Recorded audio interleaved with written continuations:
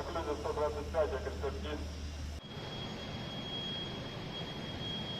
Бесходовой усилит радиолокационное наблюдение за надводной воздушной обстановкой.